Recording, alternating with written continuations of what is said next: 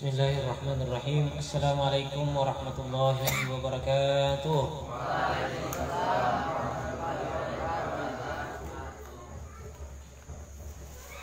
Alhamdulillahil mujibil da'awat al-qail fi muhkamil ayatil bayyinat wa likulli wajhatun huwa muwalliha fastabiqul khairat.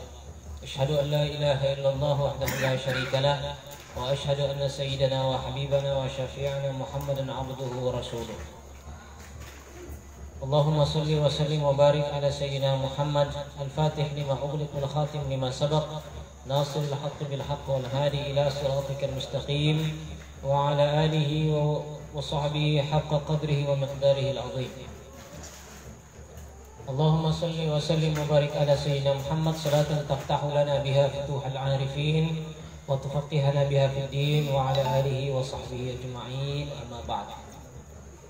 Rekan jamaah majelis yang dirahmati Allah Subhanahu wa taala, puji syukur kehadirat Allah pada malam hari ini, malam yang sangat mulia dan juga di bulan yang mulia, bulan Rabiul Awal, bulan kelahiran baginda Rasulullah sallallahu alaihi wasallam. Kita dapat bersama-sama kembali hadir menjemput rahmat Allah, mencari ilmu dan keberkahan. Insya Allah pada bulan Maulid ini, di malam Jumat ini, kita semua adalah orang-orang yang tercatat insya Allah akan mendapatkan syafaat dari baginda Rasulullah sallallahu alaihi wasallam. Olehnya salawat dan taslim senantiasa kita haturkan kehadirat junjungan kita baginda Rasulullah sallallahu alaihi wasallam, karena ayat Al-Quran yang menjelaskan tentang salawat kepada Rasulullah serta salam kepada Rasulullah ini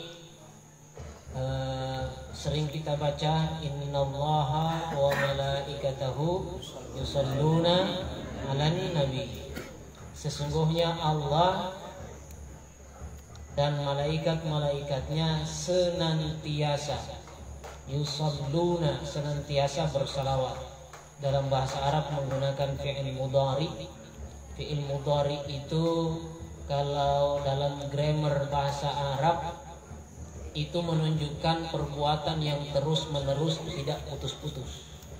Kalau dalam bahasa Inggrisnya mungkin present continuous, satu hal yang sedang dilakukan terus-menerus, sehingga Allah dan malaikatnya senantiasa bersalawat kepada baginda Rasulullah SAW. Jika Allah dan malaikatnya senantiasa bersalawat, apalagi kita umat baginda Rasulullah harus semakin sering memperbanyak salawat kita kepada beliau. Rekan-rekan yang dirahmati Allah Subhanahu wa taala, sebelum kita masuk pembahasan fikih kita, saya sedikit membacakan. Tadi kita membaca Maulid Ad-Dibai, Maulid yang sangat akrab dengan kita selama ini. Ada beberapa penggalan yang sangat menarik untuk kita lihat di bulan Maulid ini sebagai bentuk kita mempelajari tentang bagaimana baginda Rasulullah sallallahu alaihi wasallam.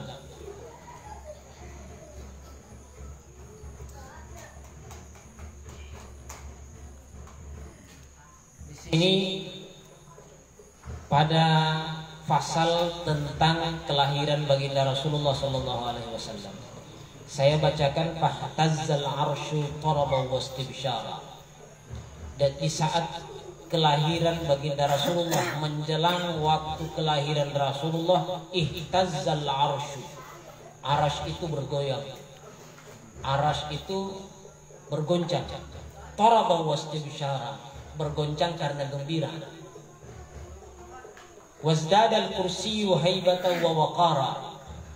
Kursi, entah bagaimana bentuknya kursi Allah. Wazdadal kursiyyu haibatan wa waqara. Kursi Allah itu semakin memperindah dirinya, semakin menambah dia punya wibawa. Wamtala'atis samawati anwara, Di langit sana semuanya bercahaya. Wa dhajjatil malaikatu tahlila wa tamjida wa istighfara. Menjelang kelahiran Rasulullah, semua malaikat itu membaca tahlil, membaca tahmid, membaca istighfar. La ilaha illallah, alhamdulillah, astagfirullah.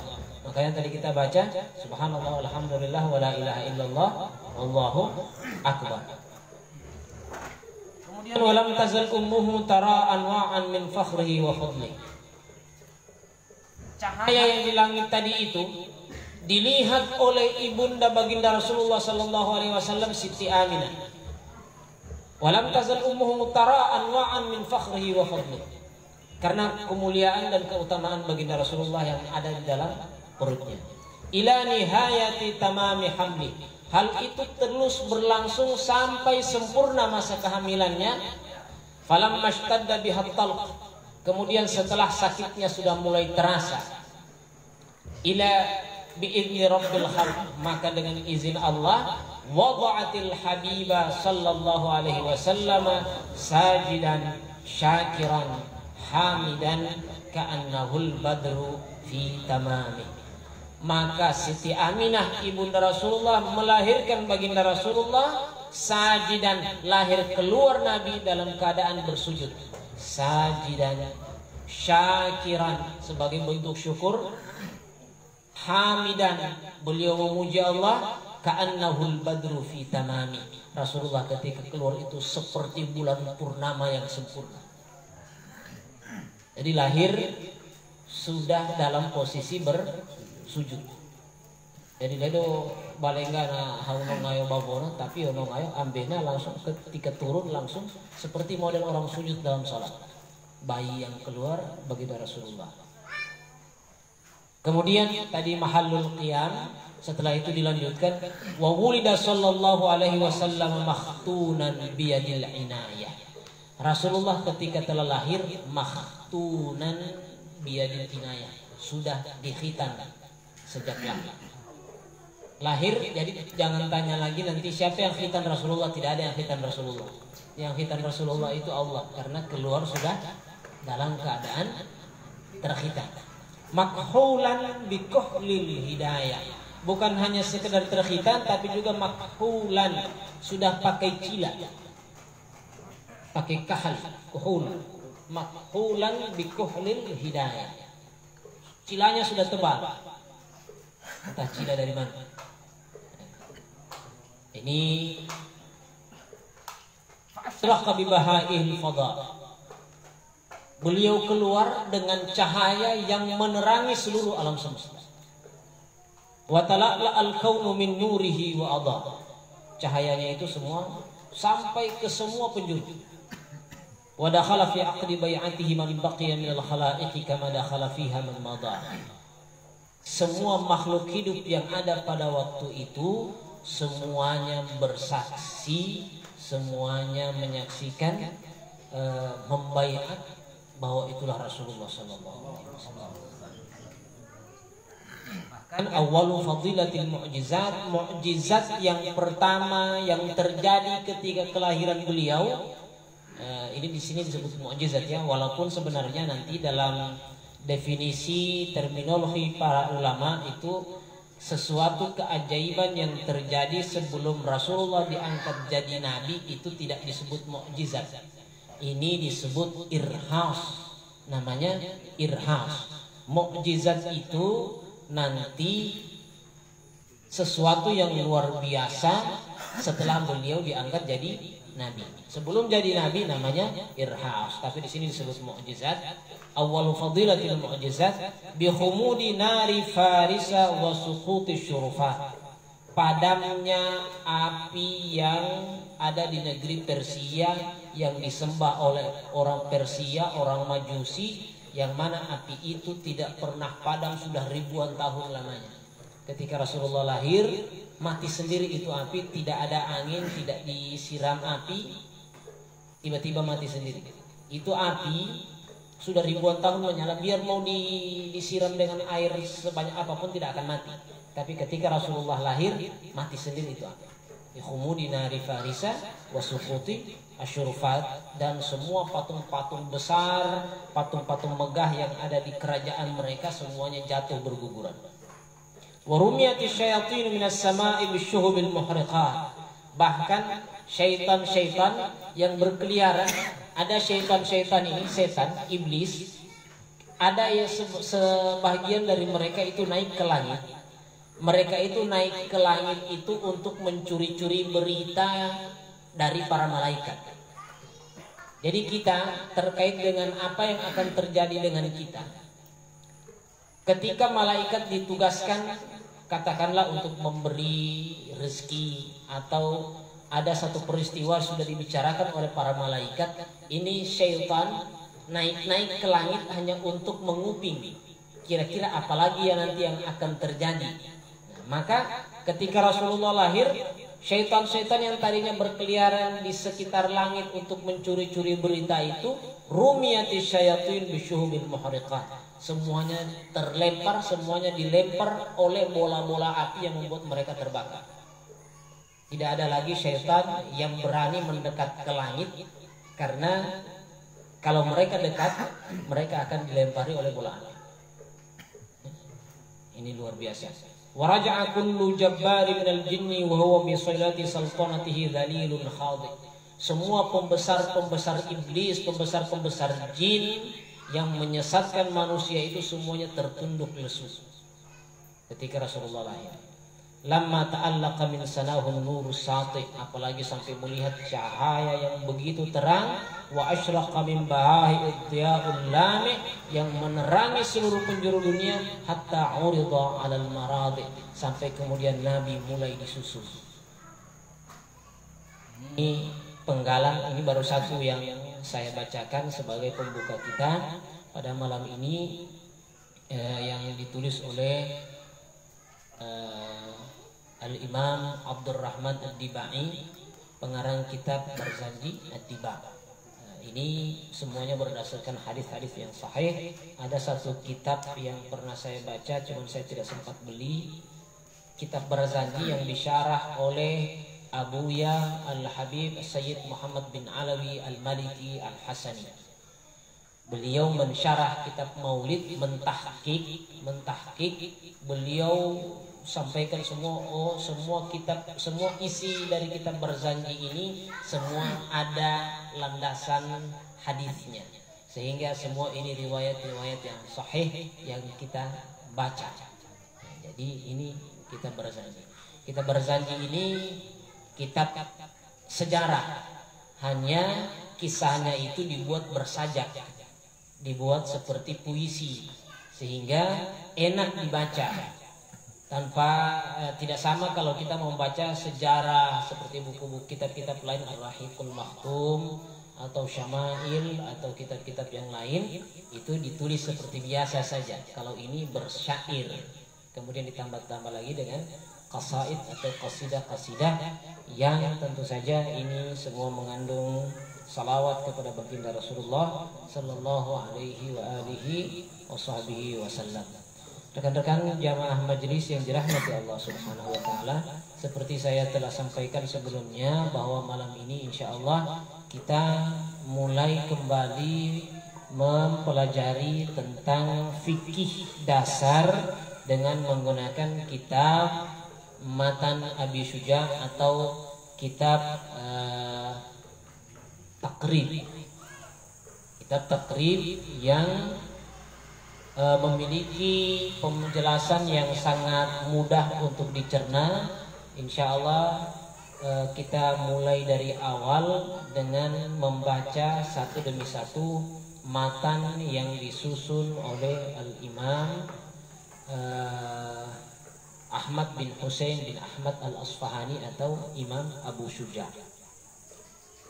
Bismillahirrahmanirrahim. Qala Syekhul Musannif rahimahullahu taala wa nafa'ana bihi wa bi ulumihi fid dharaini amin radhiyallahu ankum wa anhum.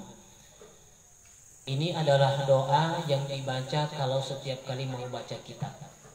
Baca kitab itu terlebih dahulu kita mendoakan penulis kitab agar berkah yang dia tulis sampai kepada kita semua, ilmu yang dia sampaikan mudah untuk kita terima dan masuk ke dalam hati kita.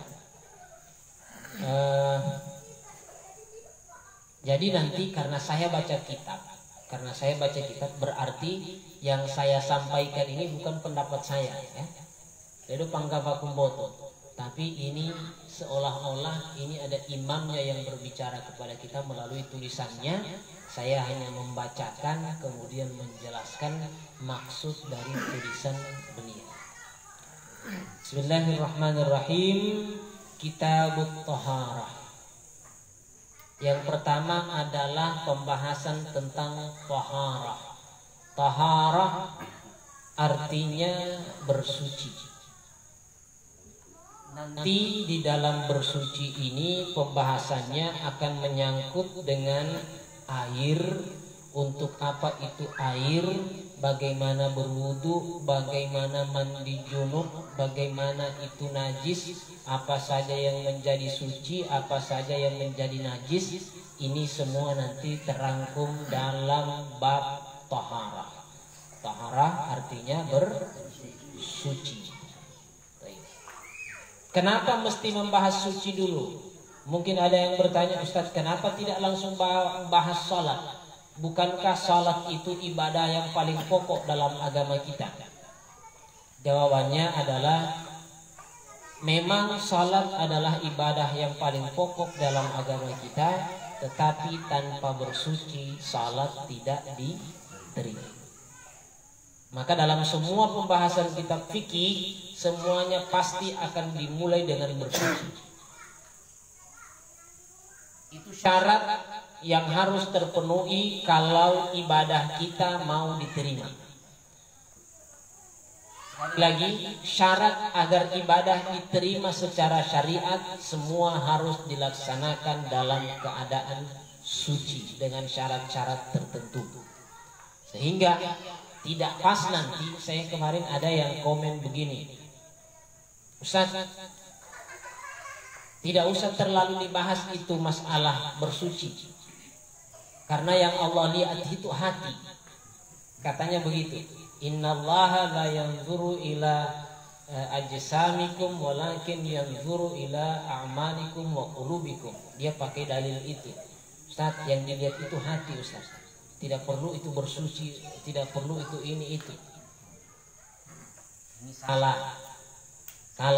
Tidak ada satupun ibadah yang bersifat ritual yang akan diterima kecuali dengan bersuci. Jadi kalau ada yang bilang penting hatinya yang bersih, biar tidak wudu kalau mau sholat diterima juga, yang penting hatinya bersih. Kira-kira bisa diterima begini? Biar ledo mau jadi, yang penting magali rara pada homo sampai. Biar ledo mujur, yang penting magali rara. Ini tidak betul. Sehingga aturan syariat adalah syarat untuk diterima ibadah kita. Baik. Yang pertama, musannif memberikan kita informasi tentang air yang digunakan untuk bersuci. Beliau berkata, al-miyahul lati yajuzu biha at-tathiru sab'u miyahin.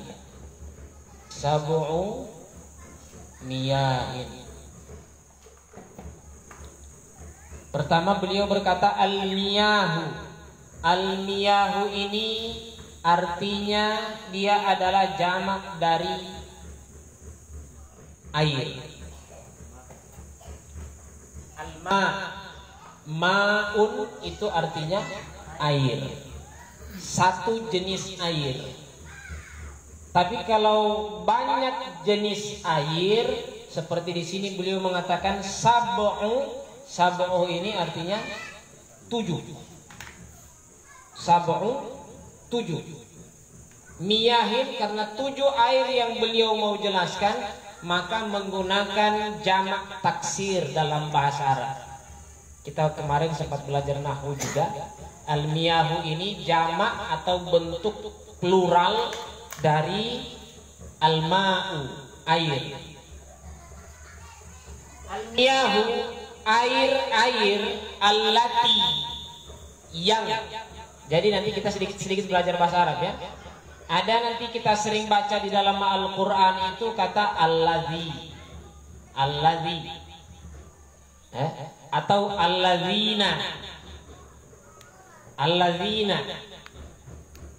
Ya ayyuhalladzina amanu, qul ya ayyuhalladzina kafaru. Ini artinya semua sama. Yang alladzi, alladzina, allati ini untuk perempuan. Karena sudah jamak taksir, maka menggunakan kata allati. Al-miyahul lati, air-air yang. Yajuzu, yajuzu artinya boleh. Jaza, yajuzu, jaiz, jawaz. Tapi bukan Ustaz Fahmi jawaz. Nah, itu beda lagi itu. Jadi air-air yang boleh dalam arti yang bisa digunakan bihaq tatuhiru, dengan air itu untuk mensucikan sab'u miyahin, ada 7 macam air. Nah, jadi ini redaksi pertama dari kitab yang beliau ajarkan. Air-air yang boleh kita gunakan untuk bersuci ada 7 macam air. Bersuci yang dimaksud ada 3. Bersuci nanti yang dimaksud ada 3.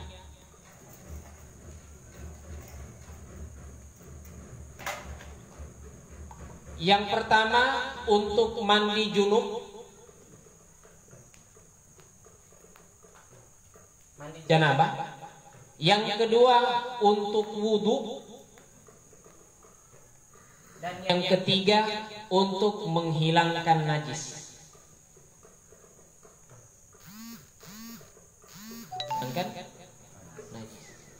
Jadi ini nanti maksud untuk mensucikan itu.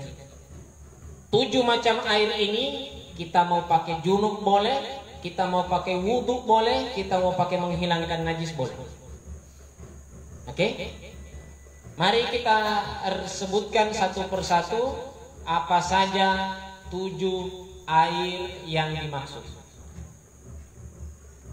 Kita sudah dapat beberapa kosakata tadi ya. Al-ma'u artinya air. Kalau orang Arab pasaran, bahasa Arabnya moya. Kalau ada mungkin orang yang sering dengar orang Mesir atau orang Arab Saudi bilang moya, itu bukan menguap artinya. Itu no moya nih. Itu dia maksudnya itu air. Dia mengatakan air. Moya. Moya itu air. Kalau bahasa pasarannya, bahasa aslinya alma atau almiyah. Moya. Yang pertama kata beliau ma'us samai.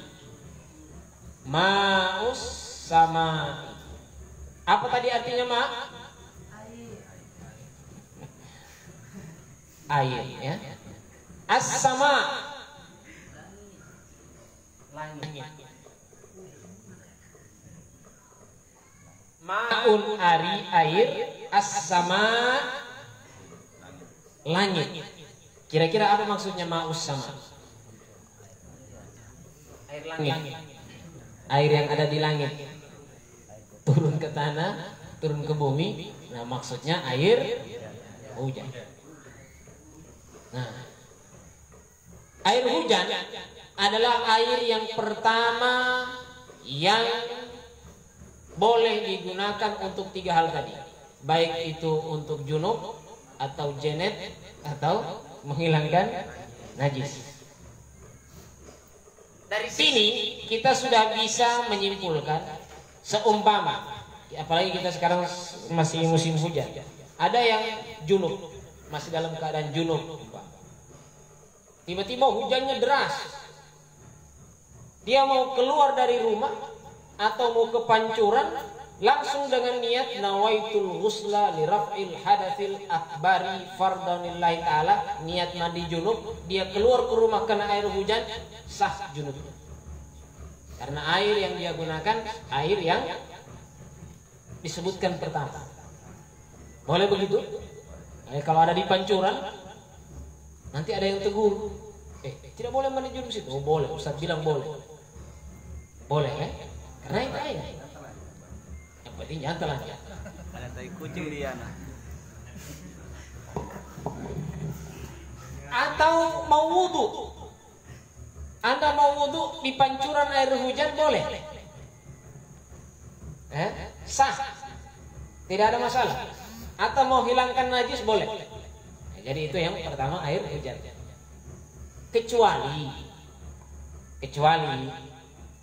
Anda ragu-ragu di atap itu mungkin kotor, atau mungkin banyak kotoran. Ini biasanya mungkin di awal-awal hujan ya. Kalau hujannya sudah lama pasti sudah bersih itu di atas atap itu. Tapi kalau Anda ragu baru pertama hujan, mungkin apalagi pas jatuh ke atap, dia lewat turun sudah lain warnanya. Itu lain cerita lagi. Tapi kalau tidak berubah warnanya, seumpama ngena ataloda, no? Ada atap rumbia yang mungkin sudah lapuk, sudah tua. Ketika air hujan jatuh ke atap itu, ke pancuran, airnya sudah warna agak-agak merah. Nah ini nanti ada pembahasan lainnya lagi yang jelas. Kalau sudah seperti itu, tidak usah kita gunakan untuk wudu, untuk junub, karena dia nanti ada perubahan warna. Kecuali memang pancurannya seng dan tidak berubah apa-apa. Oke? Yang pertama. Yang kedua, ma'us samai wa ma'ul bahri.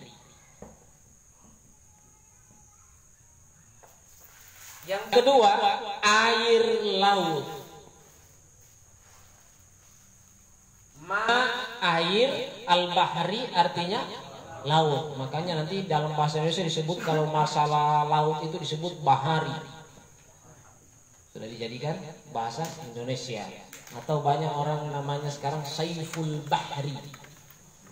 Saif artinya pedang, bahari itu laut, pedang laut. Pedang laut, saiful bahri. Atau ada namanya orang bahar. Nah, sudah. Laut artinya laut. Air laut boleh digunakan mandi junub, boleh digunakan wudu, sah. Hadisnya ada, kata Rasulullah SAW ketika ditanya tentang bagaimana kami mau wudu kalau di tengah laut sementara di atas perahu, kata Rasulullah, huwa tahuru ma'uhu wal hillu maitatuhu. Air laut itu boleh digunakan untuk bersuci, dan bangkai yang mati di dalamnya, maksudnya ikan, itu halal tanpa perlu disembelih. Itu istimewanya air laut. Walaupun mungkin kita hanya akan wudu atau mandi junub pakai air laut dalam keadaan darurat barangkali, kebiasaan, karena rasanya yang asin. Kalau masih ada air tawar dan air itu bersih, ya pakailah air tawar. Kalau Anda mandi junubnya pakai air laut, mesorehe 50 puraka rupiah. Nah, pagas. Jadi, walaupun begitu tetap saja status air laut sah digunakan untuk bersuci. Yang ketiga, wa ma'un nahri. Wa ma'un nahri. Jadi tadi bahri itu laut, sekarang nahar itu artinya sungai, river, sungai. Ada nama orang Naharuddin, sungai agama. Nahar artinya sungai. Kalau dia jamaknya dalam bahasa Arab bentuk pluralnya anhar. Ada juga nama orang anhar. Kalau nahar cuma satu sungai. Kalau anhar banyak sungai. Makanya sering dalam ayat tajri min tahtihal anhar. Mengalir di bawah surga itu sungai-sungai. Tajri min tahtihal anhar. Air sungai ini air ketiga yang boleh kita gunakan untuk bersuci. Nanti mungkin akan timbul pertanyaan, Ustaz, betul ada sungai. Sungai kalau kita mungkin di Palu sebut sungai itu ada 3 macam ya. Tapi itu semuanya sungai dalam pengertian ini. Karona, Paneki, Keke. Got tidak masuk. Karona, yang agak besar lah, sungai besar. Ya. Anak sungainya lagi Paneki. Kalau mungkin dia lebih ke irigasi, mungkin Keke ya. Irigasi barangkali. Tapi yang jelas definisinya adalah air yang mengalir. Air banyak yang mengalir dari hulu ke hilir. Dari hulu ke hilir itu semua masuk dalam. Jadi mau generi Keke, mau generi Paneki, mau generi Karona, nama Lapura, semuanya sah. Ikutan apa ya Ustaz? Dari Mbak. Saya kemarin wudhu di Paneki. Saya wudhu di sini, ada orang berak di sana. Ada orang yang sementara melahirkan ikan mas di sini. Bagaimana kira-kira? Apakah masih tetap boleh kita wudhu atau junub di air sungai itu? Jawabannya boleh selama itu najis yang lewat atau kotoran atau mungkin ada bangkai nanti. Entah itu mungkin ada, karena kita di sini di atas di sana Jono, dari Jono mungkin ada bangkai babi, bangkai hewan lain yang kemudian hanyut di sungai kita. Boleh kita wudhu di sungai selama ainun najasah,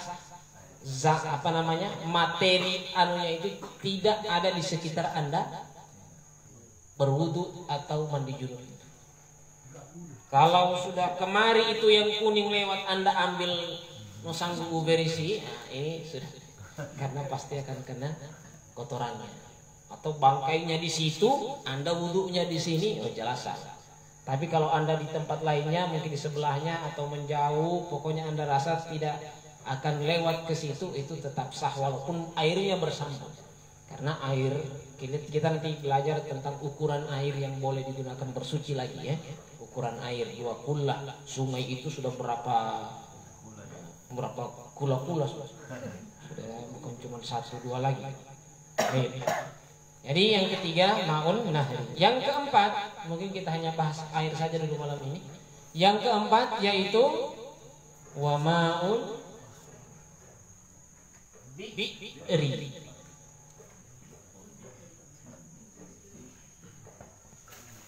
Ustaz Agus masih ingat. Wa ma'ul bi'ri.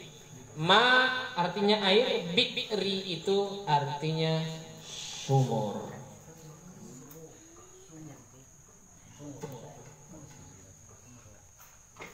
Hujan, laut, sungai, sumur. Sudah 4, berarti tinggal 3. Air sumur jelaslah boleh ditimba atau dipompa. Mungkin masuk dalam kategori sumur itu adalah air dap. Masuk dalam kategori air sumur adalah air dap. Dulu orang tua kita banyak yang menggunakan sumur. Sekarang saya lihat sumur itu sudah kering tapi pipanya ditancap ke situ. Kemudian ditarik dengan dap. Bu Muti Hadijah.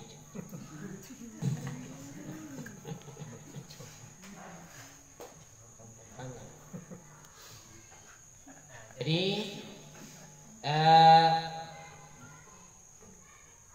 di dalam sumur itu terkadang, apalagi kalau sumurnya sumur yang hanya tanah tok yang digali, ada kan sumur yang di semen ya.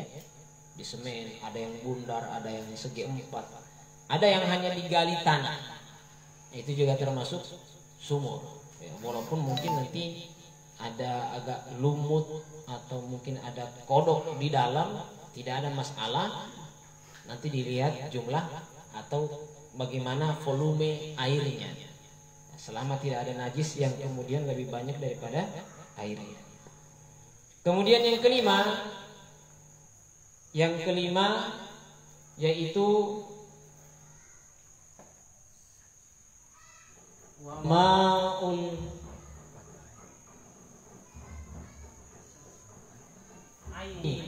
aini dulu. Wa ma'ul aini. Ma air, ain mata.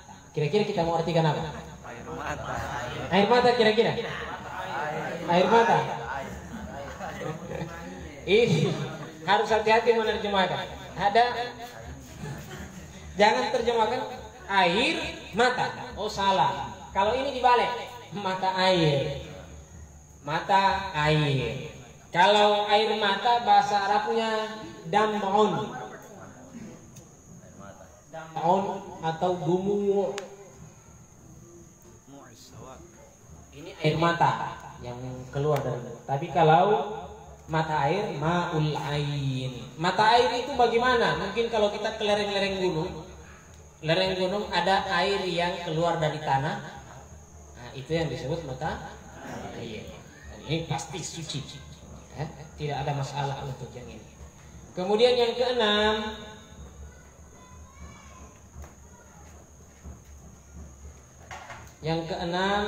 yaitu wa ma'u salji.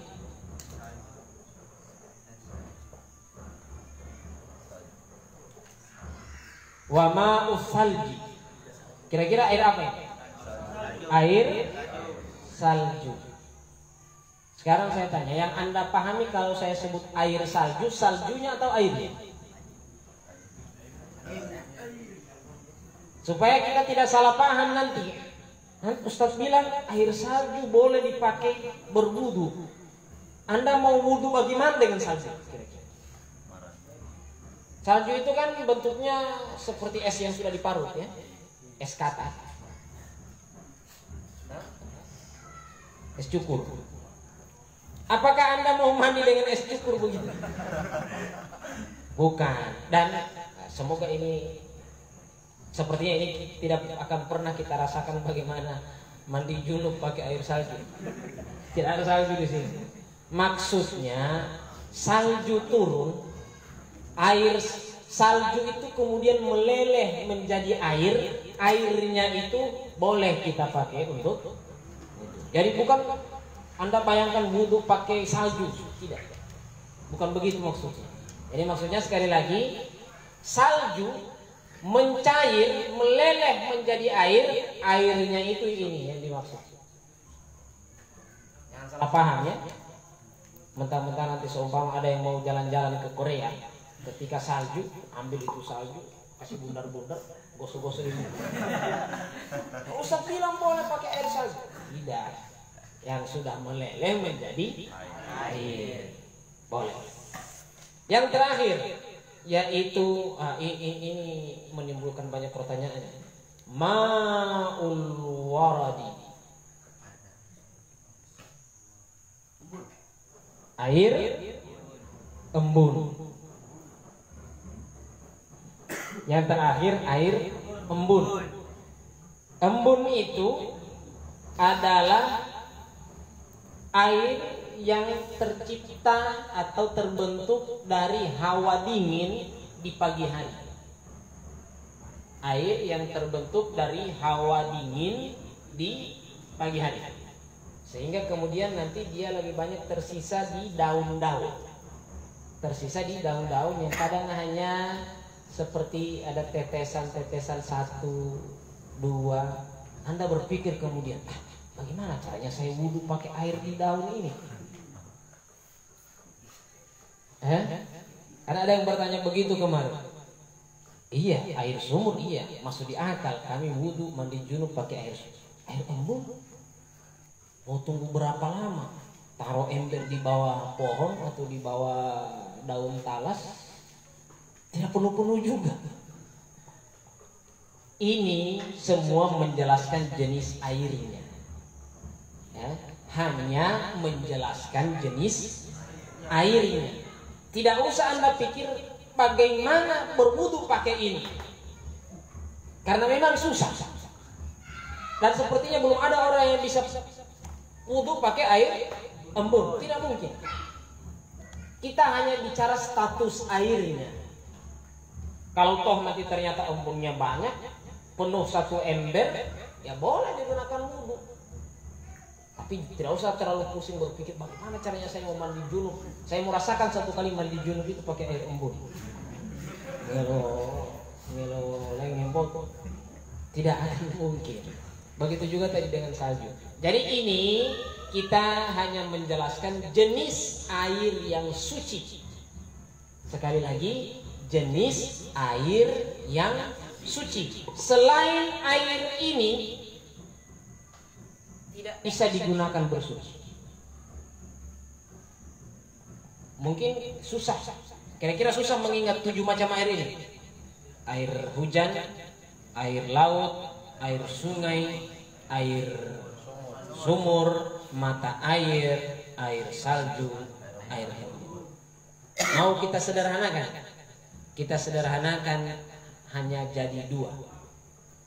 Air yang boleh digunakan bersuci kalau mau disederhanakan 2. Air yang jatuh dari langit dan air yang keluar dari bumi. Selesai. Yang jatuh dari langit, air hujan, air embun, air salju. Yang keluar dari bumi, air laut, air sungai, air sumur, mata air, air mata. Air mata keluar dari mana?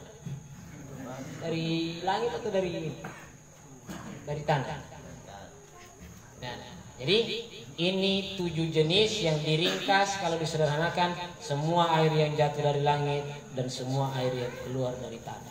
Pertanyaan saya, kalau memang sudah paham, air kelapa bersih atau tidak? Kalau tidak bersih pasti tidak diminum. Toh? Suci atau tidak? Suci. Bisa mensucikan atau tidak? Mamar pakai mimojene atau lain? Tidak. Karena tidak termasuk salah satu dari sifat yang ada di sini. Inilah air yang disebut nanti dengan air mutlak, air murni. Kalau dia sudah dicampur dengan sesuatu yang merubah warna, rasa dan baunya, dia sudah bukan lagi air murni. Minum kopi. Kita minum kopi toh? Bersih itu kopi. Bersih, karena bersih makanya kita minum. Boleh dipakai mandi junub? Tidak boleh. Soyo.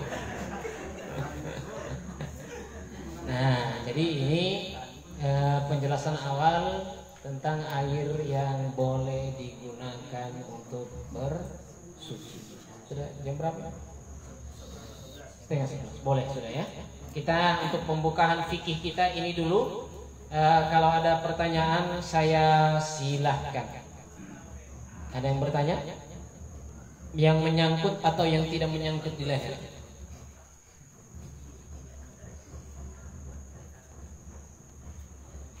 Tidak ada pertanyaan live? Tidak ada. Silakan Bapak Aruf. Assalamualaikum warahmatullahi wabarakatuh. Waalaikumsalam warahmatullahi wabarakatuh. Alhamdulillah. Bismillah wala haula wala quwwata illa billah. Rabbi shrah li sadri wa yassir li amri. Pertanyaannya sang Ustaz untuk generasi kita ini yang ada ini, yaitu mengenai belajar di YouTube. Ini sangat fatal sekali kalau dia tidak mempunyai sanad dari Rasulullah sampai ke kita yang dapat berjurut Rasulullah. Itu bahaya itu. Karena orang sebelah ini termasuk, saya mengambil tadi itibar yang disampaikan oleh Ustaz tadi itu karang-karang boto. belajar 1-2 hari, 2 bulan di YouTube, sudah mampu dia untuk orang yang mendeteksi, mendikte orang berilmu. Kasih contoh seperti Evan Yulimi Pangani. Nah, dia pertama tadi pembuka tadi itu, dia sudah menghantam kita dalam situasi itu tentang mau kaji ya, boleh hati terima pengani. Nah, dia pengani, dia cukup hati saja, tidak perlu fikir. Ya, kenapa hayang? Itu yang diterima anak-anak sekarang ini. Itu barangkali yang kita perdalam nanti, satu saat nanti bisa anak-anak sekalian bertanya sama Ustaz. Ini banyak soal kita berkasih ini. Ini barangkali pertanyaan saya ini Ustaz. Ada yang lain? Kalau tidak ada saya langsung jawab. Terima kasih banyak dari orang tua kita mengenai belajar dari YouTube. Mungkin pertanyaannya, belajar apa dulu? Anda mau belajar apa dari YouTube? Sekarang ini banyak konten-konten, banyak video-video yang pembahasannya itu sudah pembahasan yang tidak semua orang bisa paham, tidak semua orang bisa terima. Artinya kajiannya sudah kajian yang sudah tingkat yang lebih tinggi, sehingga kalau kajian-kajian seperti itu yang kemudian kita ikuti di YouTube, maka besar kemungkinan akan salah paham. Kenapa? Saya tanya di awal tadi, belajar apa dulu? Kalau Anda belajar di YouTube itu dasar-dasar agama seperti ini, insya Allah Anda tidak akan tersesat walaupun hanya via YouTube. Walaupun via YouTube. Karena mungkin keterbatasan di lingkungan kita tidak ada asatidz umpama. Dia cari di YouTube, saya mau belajar fikih. Saya mau belajar fikih. Dia bukalah umpama katakanlah Ustadz Ahmad Sarwat, Dr. Ahmad Sarwat LCMA. Atau dia buka habaib-habaib yang pembahasan Safinatun Najah, pembahasan Fathul Qarib, Fathul Mu'in, Fathul Wahhab, semua dasar-dasar fikih. Silahkan Anda buka sebanyak-banyaknya, tidak ada masalah, dan insya Allah tidak akan tersesat. Masalahnya sekarang konten yang paling banyak di YouTube itu adalah mengenai perbedaan pendapat, sehingga Anda belum belajar dasar seperti ini, tiba-tiba langsung disuguhkan, oh maulid itu bid'ah, baca sadaqallahul azim itu tidak ada dasarnya dari Nabi.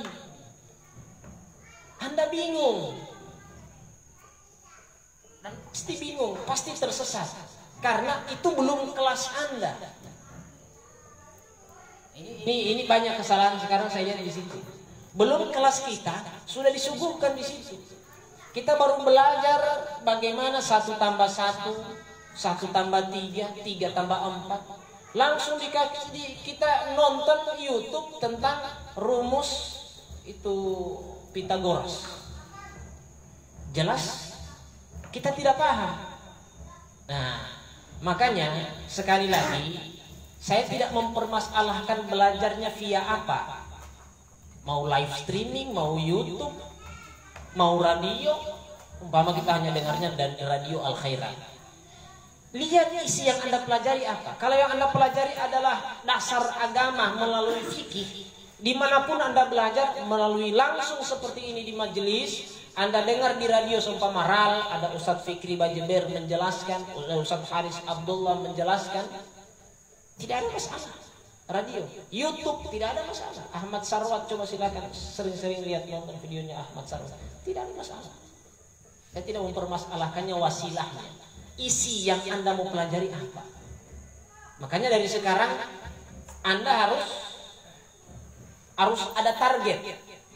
Oh, saya untuk di awal ini saya mau belajar fikih. Atau mungkin Ustadz Fadel, oh saya mau belajar nahwu. Dia bukalah video-video tentang nahwu, tentang bahasa Arab. Jangan itu langsung ceramah-ceramah umum seperti Khalid Basalama, siapa lagi satu ada ini, Syafiq Basalama, Firanda, Agus Basalama.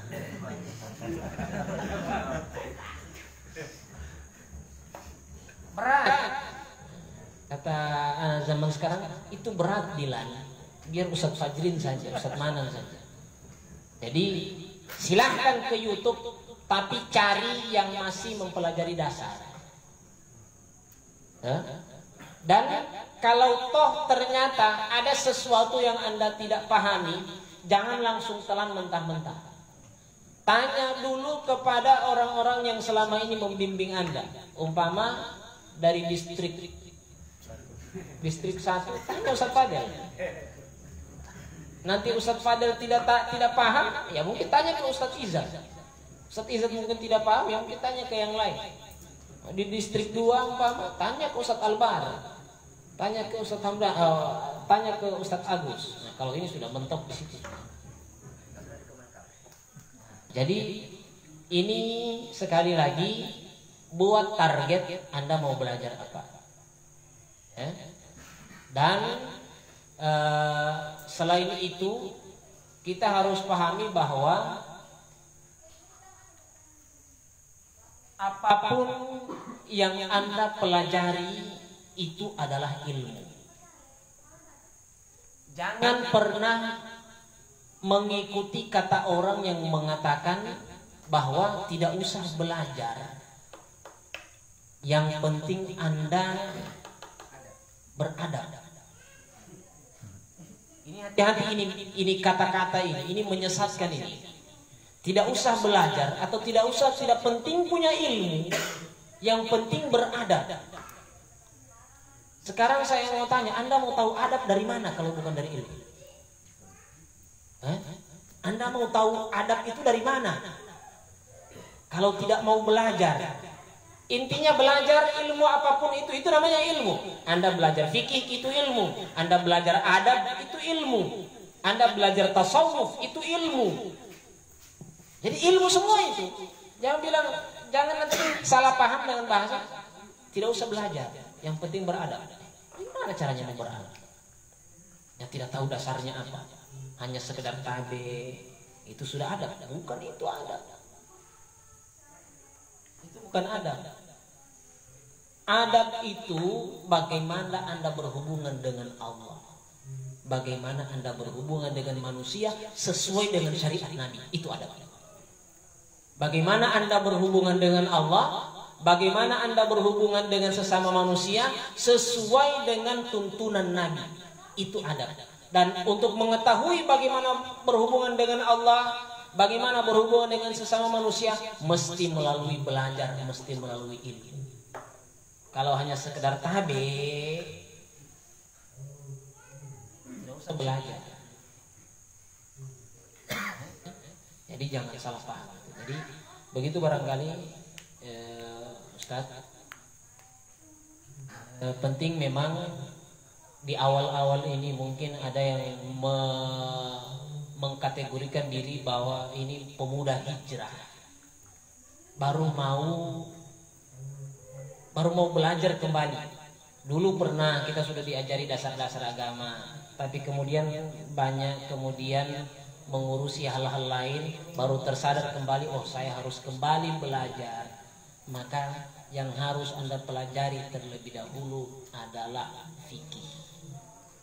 Kenapa? Kita hidup tujuannya ibadah. Ibadah tidak akan sah kalau tidak sesuai dengan syarat dan rukunnya. Syarat dan rukunnya ibadah dipelajari di fikih. Dipelajari di fikih, dan ini fardu ain, bukan fardu kifayah. Ahli tafsir itu cukup satu boleh, fardu kifayah. Tapi kalau fikih Semua harus paham sendiri. Karena saya sholat untuk diri saya sendiri. Hukum tentang sholat saya harus paham. Hukum sholat tidak sah tanpa wudhu, saya harus belajar tentang wudhu supaya sholat saya sah. Berhubung wudhu ini tidak sembarang air, maka saya pelajari terlebih dahulu jenis-jenis air yang bisa digunakan untuk wudhu. Begitu kira-kira rentetannya ya, supaya tidak kacau berpikir. Nah, jadi sekali lagi penting bagi kita pemula belajar fikih. Ilmu yang paling mulia dalam syariat Islam adalah fikih. Nanti kalau Anda sudah paham semua dasar-dasar agama, silahkan baru belajar yang lain lagi. Jangan belum ada dasar sudah tiba-tiba main tarekat. Sudah belajar tarekat, nafas, ini itu. Jangan dulu. Berproses. Tidak dilarang, tapi dasar harus kuat dulu. Kalau belum kuat dasar Anda langsung belajar begini, mirip. Dan pasti sesat. Akan tersesat. Anak bayi baru lahir jangan langsung kasih makan sinole. Harus lokal, sedikit-sedikit. Semuanya ada aturannya ya. Ada nanti. Semua pasti akan berproses insya Allah. Tidak hanya ini terus nanti yang akan kita pelajari ya. Baik, barangkali itu saja dulu. Ada. Ya, silakan. Fadil. Assalamualaikum warahmatullahi wabarakatuh. Waalaikumsalam. Singkat saja, ini masalah bersanji, Ustaz. Terkadang kalau di acara kayak pesta itu kan ada dua tempat, dalam rumah dan di luar. Apa pas mahal ya. Apa memang harus mesti berdiri atau gimana itu, Ustaz? Itu ya. Dalam setiap maulid, mau itu maulid diba, maulid nasr, bia'ul lamik, simtud durar, semua ada mahallul qiyamnya. Mahal artinya waktu atau tempat, qiyam berdiri. Waktu kita berdiri. Berdiri ini dasarnya ada satu peristiwa dari baginda Rasulullah SAW bersama para sahabat. Ketika para sahabat ada dalam satu tempat, mereka semua duduk, tiba-tiba Rasulullah masuk ke ruangan itu. Sahabat-sahabat yang lain mau berdiri menghormati kedatangan Nabi. Nabi larang, tidak usah berdiri, duduk saja. Akhirnya bingung sahabat, mau menghormati tapi Nabi suruh duduk. Akhirnya duduklah mereka. Tersisa satu orang yang tidak mau duduk. Namanya Sayyidina Hasan, bukan Hasan ya. Beda nanti Hasan, beda Hasan. Hasan bin Thabit. Bukan Hasan ya. Ini double, baru kemudian panjang. Hasan bin Thabit, salah seorang penyair. Beliau adalah penyairnya Rasulullah SAW. Penyair paling top. Dulunya musuh Islam. Disewa dia sama Abu Jahal, Abu Lahab, bikin syair hina Muhammad. Oh gampang. Pergilah dia cari mana itu Muhammad. Dia belum tahu yang mana Muhammad. Dia cari yang mana Muhammad. Dia lihat, masya Allah, terdiam dia bisa keluar syair. Setelah itu dia kembali lagi ke Abu Lahab, Abu Jahal, ditanya, jadi bagaimana sudah kau buat syair untuk menghina Muhammad? Saya tidak tahu bikin syair menghina apa, ini orang paling sempurna begitu. Sudah akhlaknya terpuji, ganteng, indah, bercahaya, saya bikin syair apa untuk menghina? Tidak ada. Akhirnya dia masuk Islam. Masuk Rasulullah ke mereka. Hasan bin Thabit tertinggal dia sendiri yang berdiri. Ditanya sama sahabat, Rasulullah suruh duduk, kenapa ente tidak duduk? Maka Hasan bin Thabit berucap dengan syair, qiyami lil azizi alayya fardun wa tarkul fardi ma huwa mustajib. Ajibtu liman lahu aqlun salimu yara hadzal jamala wala yaqum. Beliau katakan, qiyami li azizi alayya fardun. Aku berdiri menghormati orang yang sangat aku muliakan, bagiku adalah wajib. wa tarkul fardhi ma huwa mustaqim. Meninggalkan yang fardu itu tidak boleh. Ajibtu liman lahu aqlun salimu. Ada dalam riwayat lain, ajibtu liman lahu aqlun wa fahmun. Saya heran ada orang waras, orang berakal, yara hadzal jamala wala yaqumu. Lihat ini makhluk indah begini tidak mau berdiri, tidak mau menghormati. Maka sahabat yang lain pun akhirnya berdiri kembali. Maka Rasulullah diam. Maka ini adalah satu isyarat bahwa menghormati Rasulullah yang datang itu dengan berdiri. Dalam keyakinan kita, ketika kita mahallul qiyam itu ada Rasulullah yang datang. Ada Rasulullah yang datang. Maka untuk menguatkan keyakinan itu, husnudzan, kita yakin dengan isyarat kita juga berdiri. Pangurita tokai di Nusaraka. Maka ketika berzanji maulid dibaca di satu pesta, kadang yang berdiri itu hanya di dalam rumah, yang sudah duduk di kursi di tenda tidak mau berdiri. Kalau orang yang jauh yang tidak dengar atau tidak tahu proses nusaraka ini tidak ada masalah, dia tidak tahu bahwa orang di situ nusaraka. Tapi Anda lihat, Anda paham, Anda mengikuti jalannya maulid, berzanji tadi mendengarnya, apalagi kalau sampai paham, lihat orang berdiri walaupun Anda duduk di kursi. Tapi kalau mau ditanya apakah wajib atau sunnah atau makruh atau mubah atau haram hukumnya, saya hanya mengatakan dianjurkan. Dianjurkan. Jangan nanti kita sebut juga orang tidak berdiri berdosa. Tidak. Ya, hanya sebaiknya kita berdiri sebagai bentuk isyarat dan keyakinan kita bahwa ada Rasulullah yang datang ketika mahallul qiyam. Oke? Jadi sekali lagi jawabannya lebih baik berdiri. Dimanapun Anda di pesta itu, umpama di Kalampa, ngepemiu, ya Nabi salam, pegang. Mengutara tuh, kok penyangga?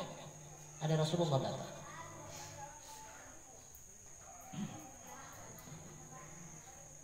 Dan itu pernah juga terjadi dengan saya beberapa kali. Di tenda duduk, saya sendiri berdiri. Orang tarik-tarik, coba kau sendiri, tidak paham. Kalau sudah paham, berdiri. Jadi nanti dilaksanakan itu ya. Kalau sudah paham, berdiri. Ketika ada masyarakat, berdiri. Halul qiyam. Oke? Anggota Pak, tentang ube. Ini kan pembahasan kita tadi air. Iya. Berapa pula bagaimana hukumnya orang yang bermujen di WC karena dia WC mau gimana? Hai ukuran itu. Bisakah mujen di WC kita? Ya, ini penting memang untuk dibahas. Tapi ini ada pembahasan sendirinya nanti pada lanjutannya. Tapi karena sudah ditanya, saya jelaskan sedikit ya. Masalah ukuran air bukan jadi patokan air itu bisa digunakan atau tidak. Kita bicara ukuran air berapa kullah, berapa liter, itu hanya terkait kalau air itu tercampur sesuatu. Tercampur sesuatu, entah itu yang suci atau najis. Jadi maksudnya, Anda mau wudhu langsung dari bak atau dari baskom atau dari ember atau dari gayung boleh, selama itu air yang ini. Pembahasan dua kullah dan seterusnya itu ukuran kalau dia terkena sesuatu, baru kita bahas dua kullah. Ini jangan salah paham ya, jangan salah paham, karena banyak juga yang bertanya seperti itu kemarin. Sekali lagi saya tegaskan, ukuran dua kullah itu hanya ukuran air itu statusnya bagaimana kalau dia terkena najis. Tapi kalau mau bilang wudhunya, biarpun dalam gayung kecil, Anda wudhu di situ tidak ada masalah. Jangan permasalahkan. Harus dua kullah baru bisa kita ambil dari situ. Bukan itu, tidak ada nyambungnya di situ. Tidak ada nyambungnya. Di ember boleh. Sampai 2 kula. Memang tidak sampai 2 kula, tapi bukan urusan 2 kula ini. Urusan 2 kula itu sekali lagi urusan kalau air itu kena najis, baru kita ukur. Jatuh cicak di situ mati. Lihat, oh, cuman 1 ember. Oh, tidak boleh lagi kita gunakan. Jatuh cicak di bak. Berapa, Pak? Oh, 4 kali 4 meter. Oh, tidak ada masalah. Biar 10 ekor jatuh di situ. Tidak apa-apa. Nah, itu baru masalah 2 kula. Kalau masalah wudhunya tidak ada masalah. Saya paham ini ya. Jangan salah paham dan tolong jelaskan kalau ada lagi yang masih salah paham, masih tagoro. Ini mau jadi dapur ibu, Palo-palo. gayu, Palo-palo. posang. Nih mau jadi dapur posang, boleh nama, lena sampai 20. Bukan itu, tidak nyambung itu. Palo-palo. Tidak nyambung, sekali lagi tidak. Jadi boleh. Dari keran boleh, dari gayung boleh, dari tempayan boleh, tidak ada masalah. Dari pancuran boleh. Oke, saya akhiri sampai di sini. Terima kasih banyak atas perhatiannya, semoga bermanfaat. Sedikit-sedikit ya, karena kita banyak yang baru pemula lagi di Majelis Syubhanul Khairat ini. Insya Allah saya sengaja kembali ke pembahasan awal supaya kita pahami betul dasar-dasar fikih kita, supaya ibadah kita bagus, ibadah kita sesuai dengan syariat, ibadah kita diterima oleh Allah Subhanahu wa ta'ala. Kita tutup dengan membaca salawat dan doa ya Rabbana.